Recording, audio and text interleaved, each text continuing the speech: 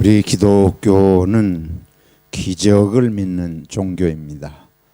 그리고 기도를 믿는 종교였습니다. 기도를 통해서 하나님께서 놀라우신 응답을 주시고 또 사람이 할 수 없는 수많은 기적을 체험케 하시는 것이 우리 기독교 역사 속에 또 수많은 신앙인들의 삶 속에 드러나 있습니다. 한국교회는 기도로 세계적으로 유명해졌습니다. 새벽 기도회를 하는 교회는 세계에서 한국이 유일하다 할 정도로 기도에 열심입니다. 여러분들이 한국에서 신앙생활 하신 분들은 다 경험을 하신 대로 금요일에 철야 기도회 하고 아침마다 새벽마다 기도하고 또는 산에 가서 산기도하고 기도원들이 사방에 있어서 금식하고 기도하고 우리 한국교회의 아주 정말 귀한 모습이라고 할 수 있습니다. 맥퀸이라고 하는 선교사님이 한국의 초기 부흥의 시절에 한국교회에 대해서 이런 본국에 보고를 한 내용이 있습니다. 예배당 안은 기도합시다라는 말이 떨어지기가 무섭게 하나님께 기도드리는 소리들로 가득 찼다.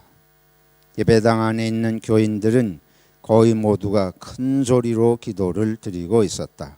놀라운 광경이었다. 어떤 이는 울고 있었고 어떤 이는 하나님께 자신의 죄목을 나열해가며 용서를 빌고 있었다.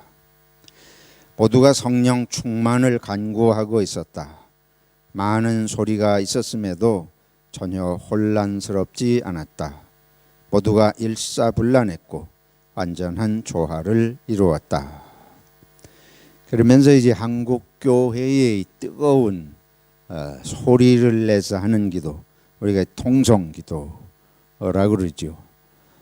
이건 한국교회가 1907년에 새벽기도가 시작이 되고 원산에서부터 지금은 북한입니다마는 한국교회 대부흥운동이 일어날 때에 기도하는 모습을 이렇게 보고를 했습니다. 오늘까지도 한국교회는 어디서든지 이렇게 열정적으로 또 소리를 내서 기도하는 모습을 볼 수가 있습니다. 이 역시 해외의 어느 교회에서도 보기 드문 그런 광경이라고 할 수가 있겠습니다. 오늘 예수님께서 광야에 가셔서 금식하며 기도하신 장면을 말씀을 하고 있습니다. 우리 방금 말씀드린 대로 우리들은 기도하면 어떤 능력을 기대해요. 문제가 해결이 되거나 또는 우리들이 보통 사람이 할 수 없는 그런 어떤 초월적인 능력을 지닌 존재가 되는 이런 기대감을 가지고 있습니다. 근데 그것은 사실은 무당 종교에서부터 내려온 것하고도 이렇게 닿아 있습니다.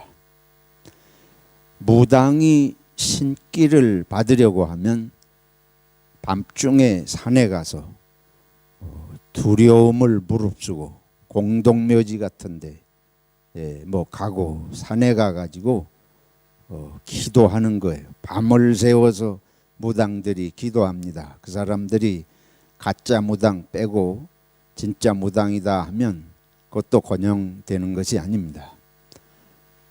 한국의 전통적인 그 무속신앙에는 명산, 유명한 큰 산들, 한국의 불교나 무당에서 믿는 구산이 있어요.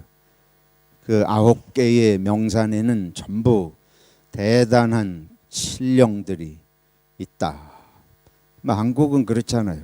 사방에 그 영이 있다고 믿는 게 한국의 전통 종교입니다. 그래서 그런 영들의 길을 받으려면 산에 가서 기도해야 돼요.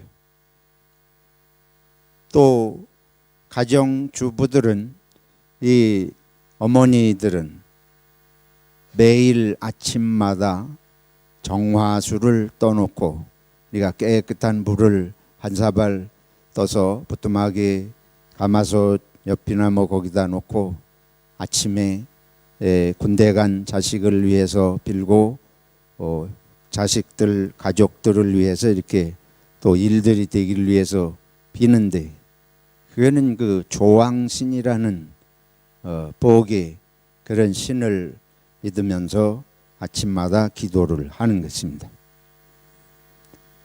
그러니까 이게 새벽에 목욕 재개하고 아침마다 기도하던 거, 이게 이제 교회로 와가지고 새벽 기도가 됐습니다. 불교나 무당종교 하던 습성이 기독교가 들어오면서 세계 어느 교회도 없는 새벽 기도의 습관으로 연결이 된 거예요. 그게 뭐 나쁘다고 할 수는 없겠습니다. 지금 나쁘다고 말씀드리는 게 아니고, 뿌리가 왜 세계 교회에 없는데 한국 교회만 그렇게 됐느냐 하는 걸 제가 설명을 드리는 거예요. 한국에 또 방금 말씀드린 산기도, 얼마나 산기도들을 많이 해요.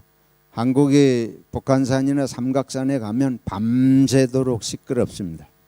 왜 그런가 하면 삼각산에 올라가서 기독교인들이 기도하면서 주여 소리를 얼마나 질러대는지, 그게 산이 떠나가게 밤새도록 그러고, 요즘은 모르겠어요. 요즘은 어떻게 된지 모르지만 제가 학교 다니고 신학교 다니고 할 땐 다 그렇게 했습니다. 그리고 산마다 기도원을 세워요. 뭐 하늘산 기도원 등 비롯해서 용문산 기도원, 큰 그런 산마다 기도원 세놓고 문제가 생기고 그러면 다 그 기도원에 가가지고 금식하고 그렇게 하잖아요. 그 모일 때마다 통성으로 소리 내서 기도합니다. 그러니까 이런 모습을 세계 사람들이 보면 놀라지 않을 수가 없죠. 이 한국교회 정말 대단한 사실입니다. 대단한 신앙적 열성이 있다고 볼 수가 있습니다.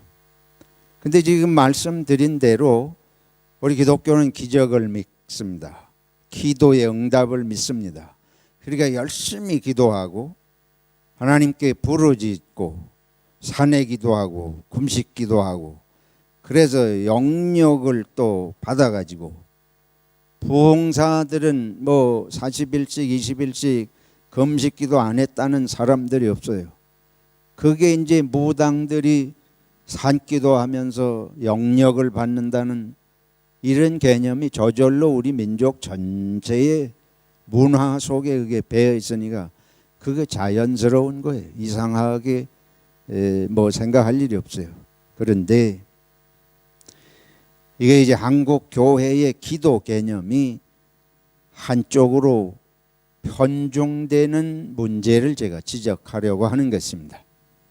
우리의 기도가 그렇게 밤을 새서 하고 소리를 질러서 기도하고 산에 올라가서 기도하고 금식하고 기도하고 그런 열성을 중하게 귀하게 여기면서 그것이 한국교회의 부흥에 엄청난 밑바탕이 된 것을 인정하면서, 그러나 동시에 그것이 기도의 전부냐 하는 것입니다.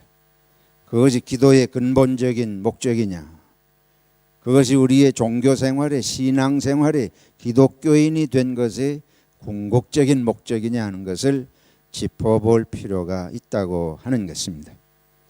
오늘 예수님께서 40일을 기도하셨습니다. 여기에 보면 예수께서 성령의 충만함을 입어 요단강에서 돌아오사 광야에서 40일 동안 성령에게 이끌리시며, 여기 누가복음에는 성령이 충만하여 충만함을 입어, 또 광야에서 40일을 성령에게 이끌리시며, 예수님이 성령의 충만함을 입어 기도하시고 성령에게 이끌리시며 마귀에게 뭘 받으시더라? 시험을 받으시더라. 근데 우리의 개념하고는 잘 맞질 않아요. 우리는 가서 산기도를 하고 능력을 받고 금식하고 성령이 충만하면 마귀가 오다가 도망가야지. 옆에도 오지 말아야지. 하물며 예수님인데 예수님이 그렇게 하시고 나셨는데 마귀가 시험을 했다는 거예요. 성령도 충만하시고 성령이 함께 하셔서 인도하시고 40일을 금식하셨는데 마귀가 시험을 해요. 이거를 말씀드리려고 하는 것입니다. 우리가 믿는 이런 기도에 대한 것들이 성경이 말씀하는 그런 목적과 의도를 알고 기도하는 것인지, 이 우리 문화 속에 배어 있는 나도 모르게 조상 때부터 물려오는 그런 무교적인 심성 속에서 이거를 하고 있는지를 돌이켜 보자고 하는 것입니다. 제가 고등학교 2학년 때 예수 믿기 시작했습니다. 동네마다 부흥회예요. 제가 청주에서 학교를 다녔기 때문에 이렇게 길을 가다 보면 사방에서 부흥회 하는 광고인데 부흥 강사 소개가 얼마나 요란한지 몰라요. 40일 금식한 불의 종 뭐 이런 식으로 전봇대에 붙여놓고 사방에서 뭐 하루도리로 그렇게 부흥회들을 합니다. 그러면 부흥사들이 와가지고 자기가 아주 특별한 능력이 있는 것처럼 선전하지 않는 부흥사를 제가 본 적이 없습니다. 어떤 사람들은 뭐 자기가 이게 영설을 한대요. 영설을 한대요. 하늘에서 영이 내려가지고 그냥 뭘 쓰는데 우리는 보면 개발인지 재발인지 알 수도 없는데 자기는 뭔가 여기 뜻이 담긴 걸 쓰는 것 같이 해가지고 사람들에게 내가 보통 사람이 아니다. 여러분, 그게 우리들의 신앙생활의 목적입니까? 그러게 남다르게 우리는 아무도 건드릴 수 없는 대단한 존재가 되고 싶은 이런 욕망은 오늘 본문을 통해서 보면 우리들의 기독교 신앙하고는 아무런 상관이 없습니다. 상관이 없는 게 아니고 기독교를 무너뜨리는 것이. 그러면 여기 예수님께서 성령에 충만하고 성령에 이끌리시는데 사단이 시험하러 왔다. 그 사단이 뭐라 그러는 거면 세 가지 시험은 우리가 뭐 너무 잘 아는 것이에요. 첫 번째 시험이 뭔가 하면 모든 날에 아무것도 잡수시지 아니하시니 날수가 다함에 줄이신지라. 마귀가 이르되 내가 만일 무엇이여든 하나님의 아들이여든 이 돌들에게 명하여 뭐가 되게 하라? 떡이 되게 하라. 돌을 명해서 떡이 되게 하라. 40일 금식하고 기도했고 또 하나님의 아들이면 이 마귀가 벌써 알아요. 예수님이 그렇게 하실 수 있는 능력이 있으시다. 예수님이 물고기 2마리하고 떡 5개로 몇천 명을 먹이셨어요. 5천 명을 먹이셨잖아요. 이거라고 못하실 이유가 없으시죠. 얼마든지 하실 수 있는 주님이신데 사탄이 이거를 충동하는 거예요. 이게 유혹입니다. 사탄의 시험은 총 들고 위협하고 칼 들고 위협하는 게 아니고 아주 달콤한 유혹이다. 달콤한 유혹이라고 하는 건 뭐예요? 우리들이 달콤한 멜롱을 이렇게 참외를 먹고 침이 넘어가듯이 먹고 싶은 거예요. 먹고 싶은 걸 유혹을 해요. 여기 두 가지. 지금 이제 금식 기도도 끝났어요. 그러니까 굳이 굶주리고 있을 필요가 없는 상황이고 또 돌이 떡이 되게 하면 여기 사탄이 충동하잖아요. 내가 하나님의 아들이라며 능력을 드러내고 과시할 수 있는 그런 뻔때를 보일 수 있는 하나님의 아들이 어떤 거라고 하는 걸 보일 수 있잖아요. 내가 목사인데 하고 뭐 목사가 별것이고 대단한 것처럼 보일 수 있는 기회인데 이게 유혹입니다. 대단한 존재가 되고 싶은 유혹보다 큰 유혹이 인간에게는 없습니다. 저희와 여러분들이 살아가면서 왜 그렇게 목을 메고 그렇게 이제 돈을 벌려고 그러고 뭘 공부를 잘하려고 그러고 그게 필요하기도 하지만은 필요한 것만큼 해요? 필요한 것만큼 하고 계십니까? 우리가 삼성의 이건희를 비롯해서 재벌들이 그들이 필요해서 그렇게 해요? 우리는 세계적인 인물이 되고 싶습니다. 남이 추종을 불허하는 존재가 되고 싶은, 그게 작으면 작은 대로, 큰 공동체에서는 큰 대로, 뭐 그런 꿈이 우리들에게는 항상 있어요. 근데 이것이 사탄이 주는 아주 달콤한 유혹이라는 거예요. 그럴 기회를 지금 눈앞에 펼쳐놓고 한번 해보라. 아까 말씀드린 대로 금식을 왜 해요? 왜 산에 올라가서 기도해요? 바로 그런 초월적인 문제의 해결과 존재가 되고 싶은 이런 유혹이 우리 속에 있습니다. 예수님께서 뭐라고 하신가 하면 대답하시기를, 예수께서 대답하시되 기록된 바 사람이 뭐로만 살 것이 아니라 떡으로만 살 것이 아니라, 이거는 여러 가지 복합적인 의미가 들어 있습니다. 우리들이 이 세상에서 떡이 이 단순한 떡뿐이겠어요? 우리들의 삶의 모든 것, 명예와 권력과 이런 모든 뒤에 또 권력에 대한 시험이 나오지만은 이런 것들이 우리들의 삶의 목적이냐? 삶의 목적과 삶의 방편, 수단은 다른 것입니다. 사단이 이렇게 하면서 무너뜨리려고 하는 속셈이 복합적으로 있어요. 첫째는 기도의 목적을 순간에 무너뜨리는 것이에요. 예수님이 돌이 떡이 되게 하려고, 그런 능력 받으려고 뭐 금식하셨고 기도하셨습니까? 그 뭐로 금식해요? 그냥 들에 와가지고 이러실 게 아니고 집에 가면 먹을 거 얼마든지 있고, 그런데 돌이 떡이 되게 해가지고 먹으려고 금식을 하고 기도를 하고 능력을 받아요? 예수님이 그런 것 때문에 금식하시고 기도하신 게 아니잖아요. 그래서 광야에 오신 것이 아니잖아요. 근데 아주 이 교묘한 사단의 유혹은 기도가 무엇인지 자체를 근원적으로 무너뜨립니다. 사탄의 목적은 하나님의 나라를 방해하는 것이에요. 예수님은 지금 광야에서 기도하신 것이 하나님의 나라를 시작하시면서 하나님의 나라를 위하여 어떻게 무슨 삶을 사실지를 놓고 기도하신 줄로 우리가 생각할 수 있습니다. 근데 그 기도를 마치시는데 이 돌이 떡이 되게 하는 거 하면 뭔가 하는 것 같지만은 그게 꼭 한국의 무당 종교하고 똑같은 거예요.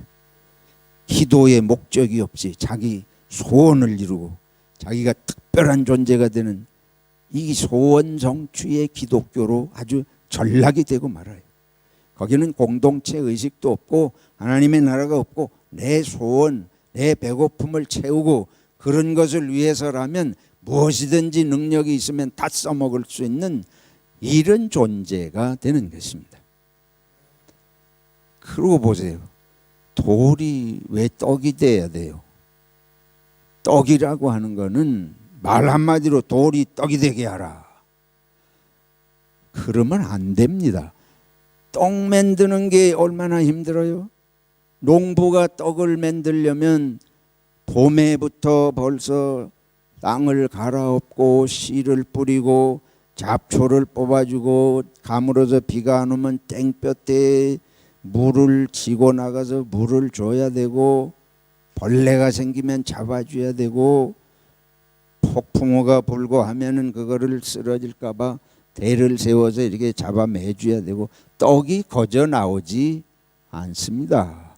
떡이 나오기 위해서는 온갖 수고와 노력과 땀 흘림이 있어야 떡이 나옵니다.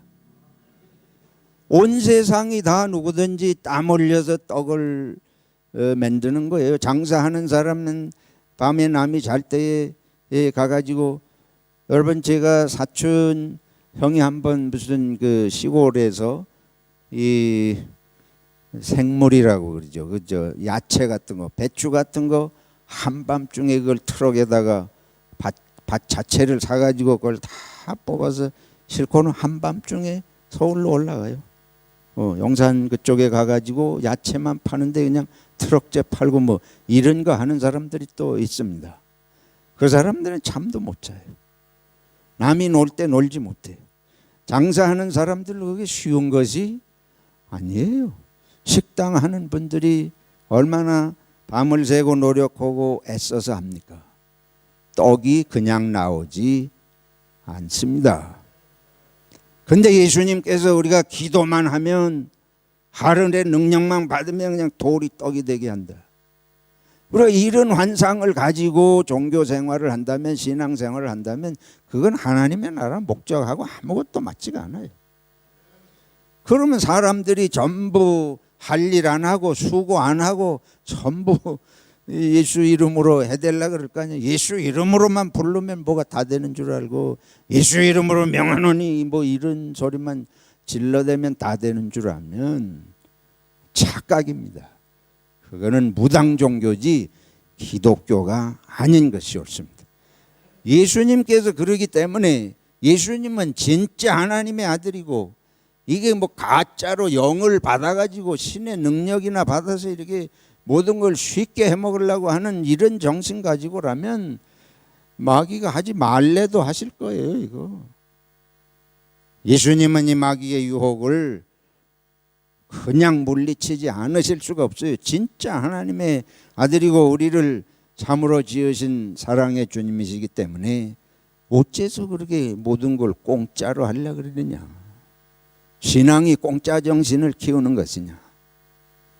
예수 이름으로만 하면 그냥 뭐든지 쉽게 돼버리는 이런 것을 추구하는 것이냐. 우리 사람은 사람이 되어야 합니다. 사람이 신적인 존재가 되어서 남이 못하는 걸 하려고 하면 다 이만희처럼 되는 것이고 문선명이처럼 되는 것이고 전부 이단의 교주가 되는 것이에요. 그 사람들이 세상에 무슨 유익을 끼쳐요? 세상을 파괴하고 하나님의 나라를 무너뜨리는 존재가 되는 것입니다. 그래서 우리 기독교인들이 예수 믿고 저나 여러분이나 노력하면서 살 각오를 해야 돼요. 노력 안 하고 마음대로 살아놓고 기도만 하면 문제가 해결되는 식으로 생각할 것이 아니라 남보다 더 수고할 결심을 해야 할 줄로 믿습니다. 고생할 거는 고생을 해도 하나님께서 함께 하시는 걸 믿고 가는 것이지 고생도 필요 없는 기독교. 예수님이 하나님의 아들이신데 뭐 때문에 40일을 금식하고 이 고생을 하시느냐. 바로 우리들에게 보여주시는 것이에요. 하나님의 나라는 그런 공짜 정신, 뭐든지 쉽게 하는 정신, 다 그렇게 하면 세상은 전부 혼란의 도가니가 되고 아무것도 안 하고 수고도 없이 열매만 기다리려고 하는 이런 것은 하나님의 나라가 되지 않는다. 교회에서 우리들이 이 옛날부터 한국에서는 한국이 어려울 때에 교회에 와가지고 주면 사탕 주고 뭐 이 선교사님들이 그런 시대가 실제로 있었잖아요. 그런 때는 또 그런 게 필요해요. 어렵고 가난한 시절에 교회가 가난한 사람들을 돌보고 베풀고, 그건 우리들이 평생 교회가 있는 동안 관심 갖고 힘써야 될 일이지만, 교인이 됐는데 공짜 정신을 계속 가지는 것은 기독교 정신이 아닌 줄로 압니다. 이건 우리는 그리스도인이 됐으면 나눌 생각을 해야지.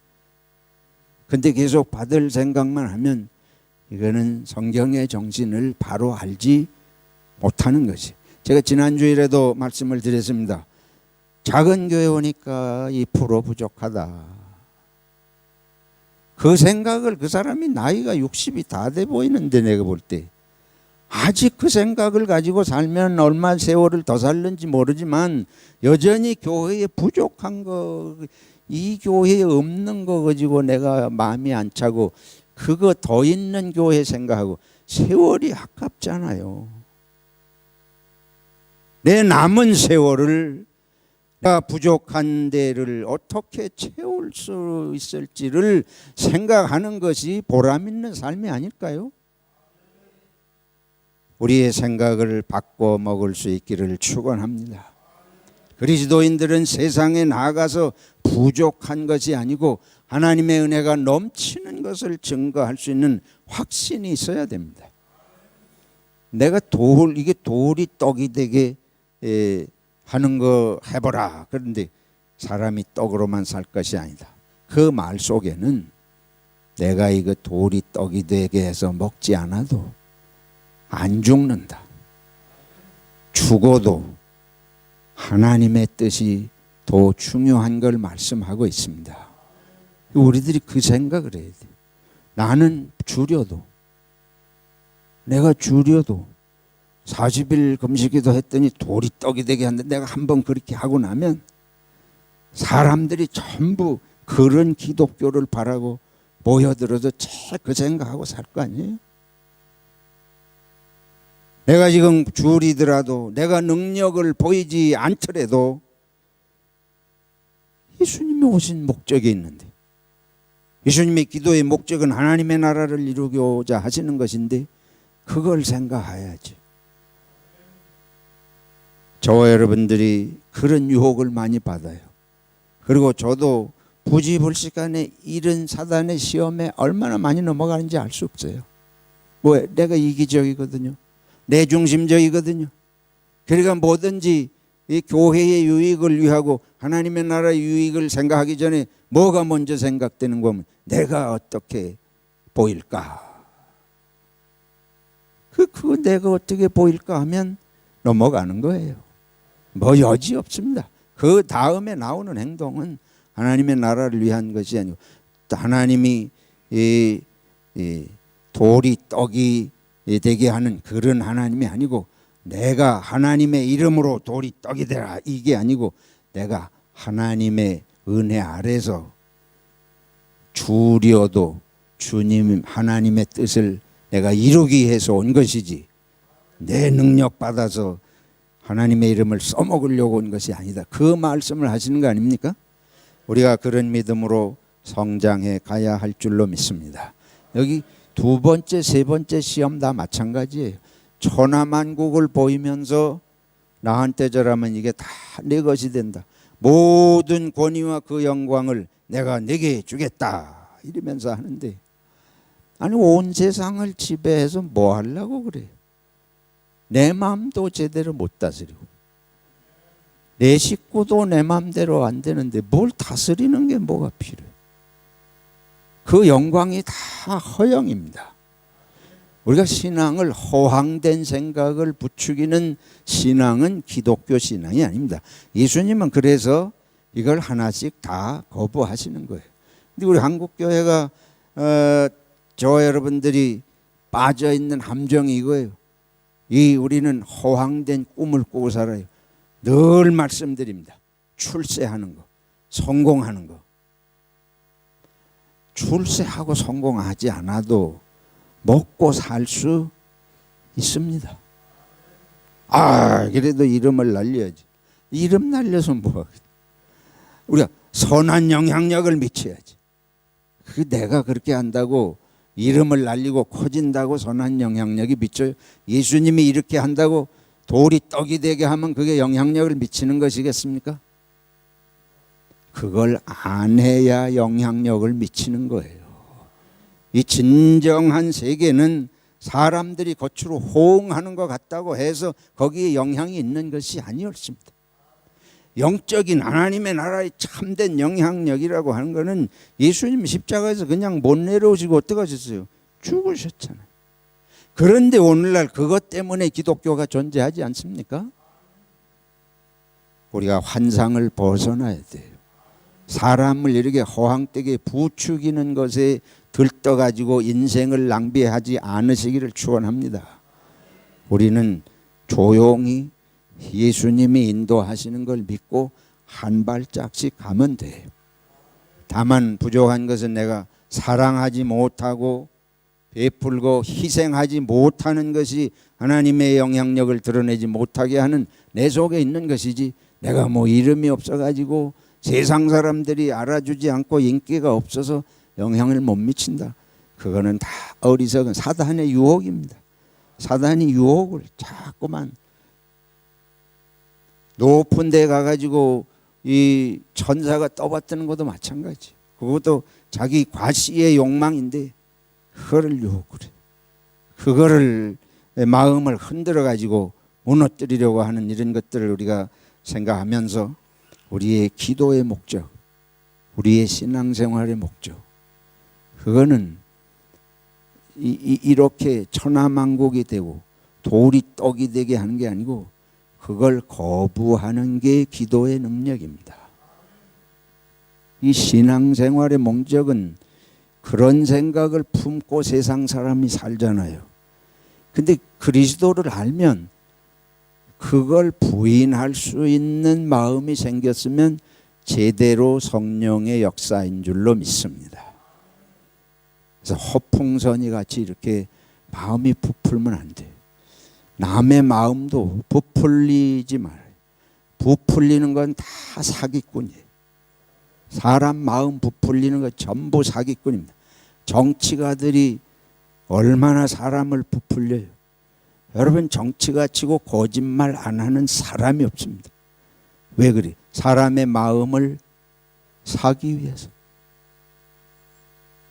장사하는 사람들이 뭐 여러분이 그렇다는 거 아니고 얼마나 선전을 대단하게, 그렇잖아요. 우리가 텔레비전에 광고하는 거 보세요. 기가 막히게 광고들을 하잖아요. 종교 사기꾼도 넘쳐납니다. 방금 말씀드린 이만희나 문선명 같은 사람은 다 종교 사기꾼이에요. 자기들이 뭐가 된 줄 알고, 또 사람들은 속에 허영심이 있기 때문에 그거 다 불나비처럼 따라다니다가 같이 불타 죽고 망하고. 사랑하는 성도 여러분, 우리 예수님께서 이런 모습을 보이신 게 저는 너무 감사합니다. 이러기 때문에 우리가 주님을 믿고, 주님은 허풍을 떠시는 분도 아니고 이 사람을 허황되게 만들어 가지고 올라가는 건 떨어진다잖아요. 올라가면 떨어진다죠. 사람의 마음을 해놓고 풍선같이 하고 한 방 찔르면 그냥 공기 빠지면 족정이만 남는 그런 신앙생활 아니라, 주님, 제가 주님이 가신 길을, 이 십자가의 길을, 성경의 말씀을 다시 생각하면서 내가 왜 신앙인이 됐는지, 내가 기도하면서 어떤 길을 가야 하는지, 항상 성령께서 저를 이렇게 참 모양새를 절 잡아주십시오.